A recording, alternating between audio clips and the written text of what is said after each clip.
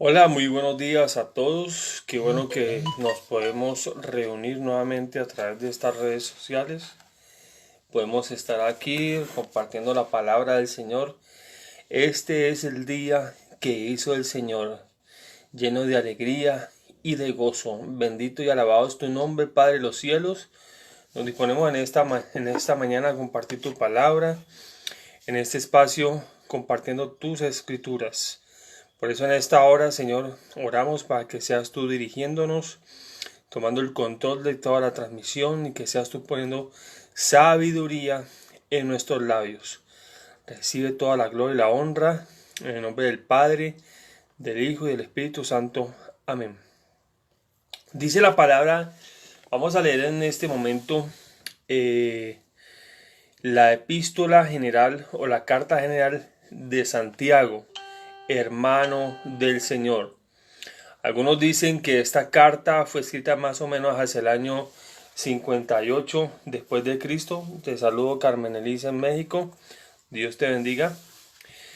Y otros la colocan entre los años 44 y 45 después de Cristo. Una de las palabras claves, después lo vamos a leer, está en Santiago capítulo 2, versículos 16 al 26. Nos habla de la corona de vida y también nos habla de la fe y las obras, los pobres y los ricos. Vamos a leer el capítulo 1 que dice de la siguiente manera. Santiago, siervo de Dios, y recordemos que es hermano del Señor Jesucristo, quien escribió esta carta. Santiago, siervo de Dios, del Señor Jesucristo, a las 12 tribus que están en la dispersión, salud. Cuando estamos hablando de las 12 tribus, estamos hablando precisamente de los diferentes hermanos, grupos que se habían formado y que estaban en la dispersión. Habían tenido que salir, ¿verdad?, de donde estaban para dirigirse a otras regiones porque habían sufrido persecución. Entonces el apóstol Santiago habla de la siguiente manera a los hermanos que están en la dispersión. Hermanos míos, tened por sumo gozo cuando os halléis en diversas pruebas. Usted dirá, pero ¿cómo es posible que uno tenga gozo cuando uno tenga pruebas?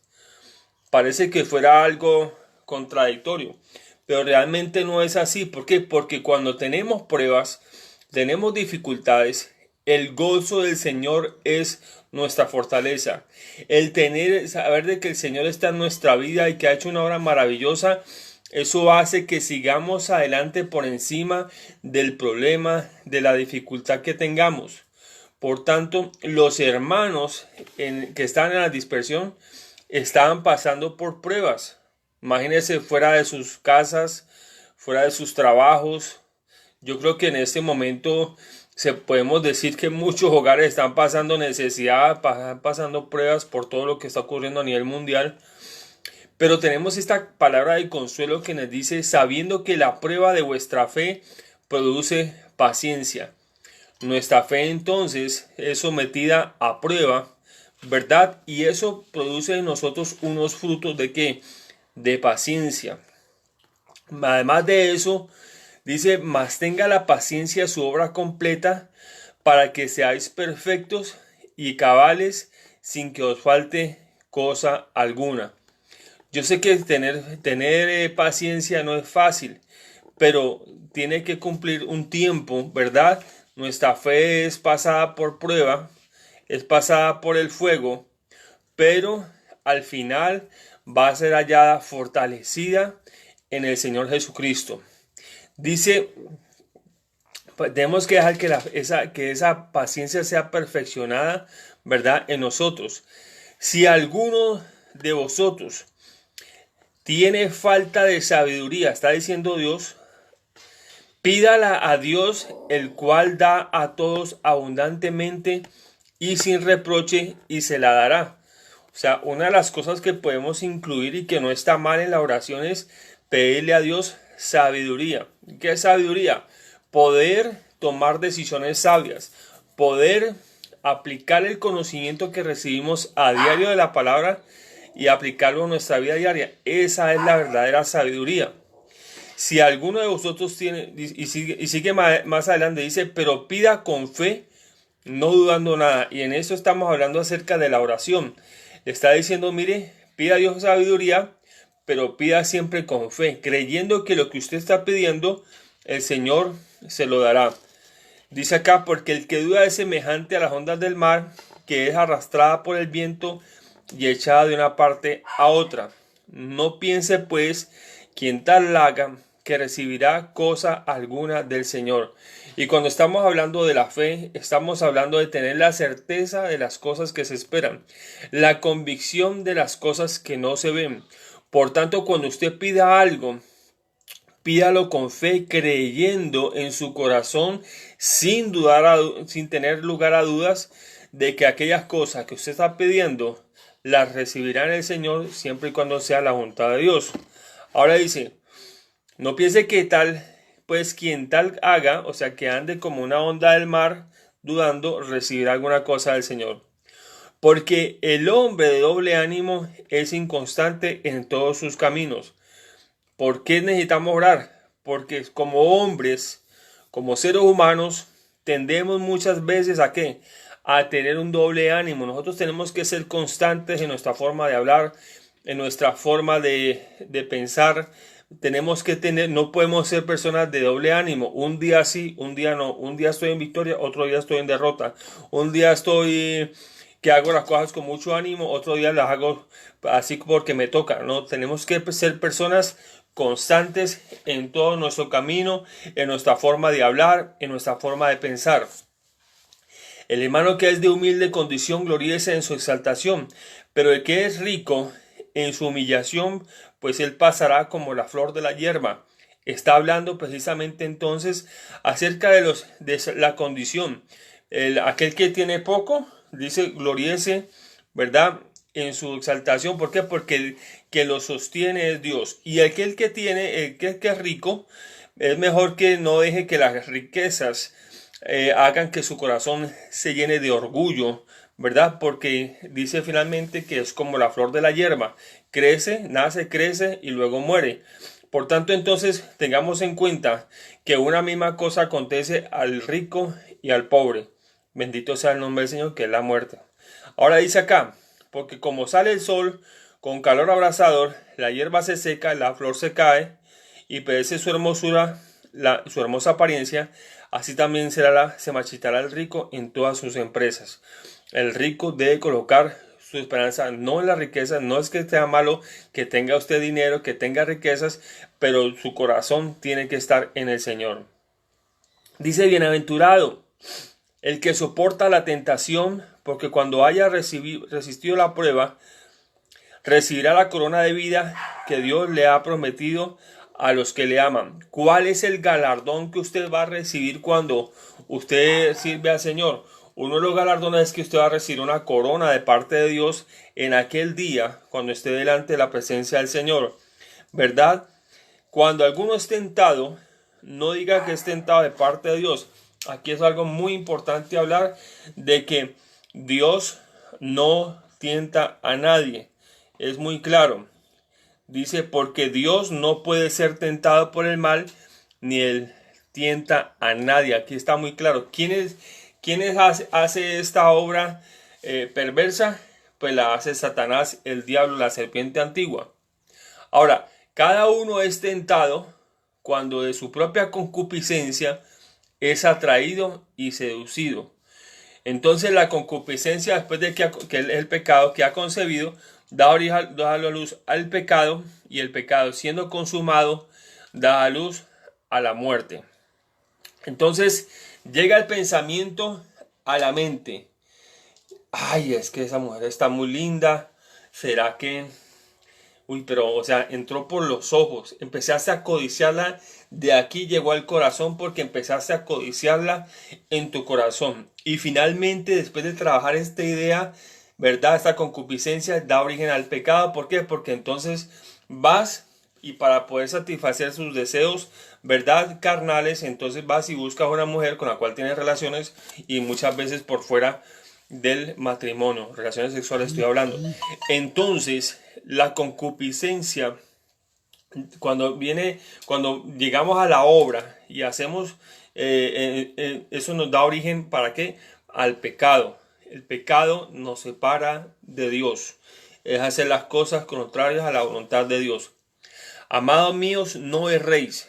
Toda buena dádiva y todo don perfecto desciende de lo alto, del Padre de las luces, en el cual no hay mudanza ni sombra de variación. ¿Qué viene de nuestro Dios? Toda cosa buena. Todo viene de lo alto, ¿verdad? Y lo dice aquí, lo escribe aquí la Escritura como el Padre de las luces, en el cual no hay mudanza. Dios no cambia. No, lo que Dios establece en su palabra está escrito. No es que un día sí y un día no. Lo que está escrito en la palabra de Dios es verdadera y es certera.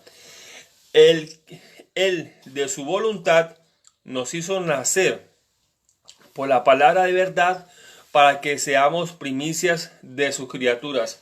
Y qué privilegio es servir a Dios, qué privilegio es que seamos llamados hijos de Dios, los cuales no han sido engendrados de carne y de sangre, sino por el Espíritu Santo de Dios.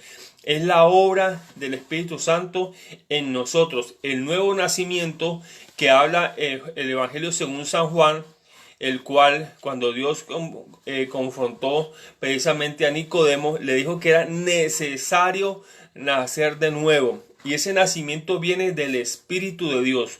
Por tanto, entonces, no es que, como decía Nicodemo, tienen que volver a entrar al vientre de la madre y volver a nacer. No, es un nacimiento que viene del Espíritu. Es un nacimiento espiritual que todos los hombres necesitan, por cuanto todos pecan y están destituidos de la gloria de Dios. El pecado ha roto la comunicación entre Dios y los hombres. El puente entre los dos es la cruz de Cristo. Por eso murió Jesús en la cruz. Por eso Él nos hizo nacer, renacer, volver a nacer. ¿Para qué? Para que tuviéramos conciencia a través de la palabra de verdad, la palabra del Evangelio, de lo que es el Señor y ser salvos por su obra. Por esto, mis amados hermanos, todo hombre sea pronto para oír, tardo para hablar y tardo para airarse. Esta palabra sí es muy aplicable a cada uno de nosotros. Nos airamos, nos descomponemos muchas veces cuando encontramos situaciones difíciles, como estaban viviendo los hermanos en la dispersión. Estaba pasando por pruebas. Yo no sé si usted en este momento las está pasando, pero dice que es mejor escuchar primero y antes de hablar piense. ¿Por qué? Porque muchas veces somos muy prontos para hablar y las palabras que salen de nuestra boca a veces hieren, a veces destruyen, ¿verdad? Porque no ponemos un refreno a nuestra lengua. Por tanto, entonces, ojo con eso. Debemos ser tardos para airarnos. Si la gente se aira, entonces usted también va a pagar con la misma moneda. No, muchas veces muchas tragedias han ocurrido por una discusión, el otro no se aguantó, habló, discutieron y se van a las manos. Dice, porque la ira del hombre no obra la justicia de Dios. Por lo cual, desechando toda inmundicia y abundancia de malicia, recibid con mansedumbre la palabra implantada, la cual puede salvar vuestras almas. Estos programas de Escudriñando las Escrituras nos permiten que Dios siembre en nosotros precisamente su palabra en nuestra alma, pues, y esa palabra tenemos que recibirla con mansedumbre, tenemos que recibirla con humildad. Dice, pero ante todo, dice Santiago, ser hacedores de la palabra. O sea, de nada nos vale que nosotros escuchemos solamente y no la pongamos por obra. Tenemos que ponerla por obra, si no seguiremos siendo las mismas personas, la misma gente del mundo, hablando las mismas cosas, pensando lo mismo. ¿Por qué? Porque no estamos conectados con el mundo espiritual a través de la palabra de Dios, con nuestro Dios. Entonces dice acá, sed hacedores de la palabra y no tan solamente oidores, engañándoos a vosotros mismos. Entonces, ¿de qué vale que una persona vaya a la iglesia, escuche palabra y cuando sale de la iglesia sigue haciendo lo mismo, da una apariencia de santo en la iglesia, de muy buena gente, pero por fuera de la iglesia no aplica porque anda en desobediencia, anda en borracheras, anda maltratando a su esposa, a sus hijos, ¿verdad? Cosa que Dios no nos ha mandado a hacer. Por tanto, entonces, Pero si alguno es oidor de la palabra, pero no hacedor de ella, este es semejante a un hombre que considera en un espejo su rostro natural, o sea que no va a haber cambio. Porque el que considera a sí mismo, se va y luego olvida cómo era. Indiscutiblemente entonces no va a haber cambio en esa persona. Tenemos que hacer que la palabra de Dios nos moldee, nos cambie, nos transforme. Que cada día seamos hechos a la imagen y la semejanza de Jesucristo. Eso es lo que hace en nosotros la palabra cada vez que la escuchamos, que la leemos. Nos da fortaleza, nos da esperanza, nos limpia, nos corta, nos redarguye. La palabra de Dios nos edifica y sobre todo, pues la palabra de Dios fortalece nuestra alma y nuestro espíritu. Dice además, mas el que mira atentamente a la perfecta ley, la de la libertad, y persevera en ella, no siendo oidor olvidadizo, sino hacedor de la obra, este será bienaventurado en lo que hace. La Biblia dice en Hebreos que la palabra de Dios es como una espada de dos filos, ¿verdad? Y también en Timoteo 4 habla de que la palabra de Dios es útil para redarguir, para enseñar, para corregir, a fin de que el hombre esté preparado, ande en justicia y esté preparado para toda buena obra. O sea que la palabra de Dios que recibimos en la iglesia, en los estudios bíblicos o a través de las redes sociales, lo que hace en nosotros es obra en nosotros de forma poderosa, y además de eso nos instruye, y esa misma palabra la vamos y la compartimos con el que necesita, porque esa palabra es una palabra de vida. Dice además, si alguno se cree religioso entre vosotros y no refrena su lengua, sino que se engaña su corazón, la religión del tal es vana. Y usted dirá entonces, ¿cuál es la religión? La religión es un conjunto de normas, vamos a hablarlo así en palabras de puntos acá de un diccionario. Pero la religión pura, dice acá, según la palabra, y sin mácula, o sea, sin tacha, delante de Dios, es esta: visitar a los huérfanos y a las viudas en sus tribulaciones y guardarse sin mancha del mundo. Bendito sea el nombre del Señor. Estamos en este mundo, mas no somos de este mundo. Hemos sido llamados al reino de los cielos. Por tanto, entonces, la palabra de Dios tiene que causar en ti un cambio, como dice aquí Juan.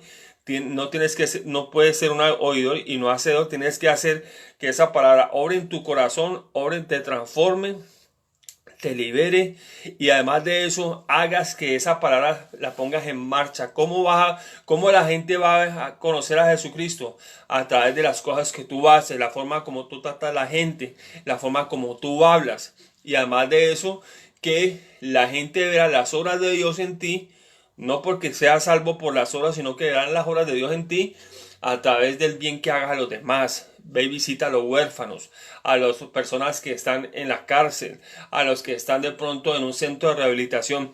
Esas personas son las que necesitan la palabra de Dios. Por eso es que esa es la religión verdadera. Es la religión sin mácula. Servir a Dios de corazón, ¿verdad? Visitando también las viudas aún en sus tribulaciones. Este es tu pastor Harold Cisneros. Te hablo desde la ciudad de Cali, Colombia. Si necesitas oración, recuerda escribirnos al 315-283-4426, 315-283-4426. Todos los días nos conectamos a través de las redes sociales. Tenemos tiempos de oración, tenemos tiempos donde escudriñamos la palabra, tenemos cápsulas también de tiempos proféticos, tenemos toda una gama de estudios sobre la parte de escatología. Todo lo pueden encontrar en el canal de YouTube. Te puedes suscribir al canal de YouTube Pastor Harold Cisneros. Nos puedes seguir también en las redes sociales como Pastor Harold Cisneros en Instagram y en Twitter. Ahí publicamos todas las cosas, todo lo que Dios coloca en nuestro corazón, ¿verdad? Y es para la gloria del Señor. Nos vemos en otra ocasión, si el Señor lo permite. Un saludo a mi amada hermana Noralba Orjuela, que hace tiempo que no te veo, que no te escucho. Te mando muchas bendiciones en el nombre de Jesús. Mándame tu teléfono para poder llamarte. Bendiciones para todos. A todos allá que están en México y en todas las naciones, bendiciones para todos. Que el Señor les bendiga rica y abundantemente. Chao, chao.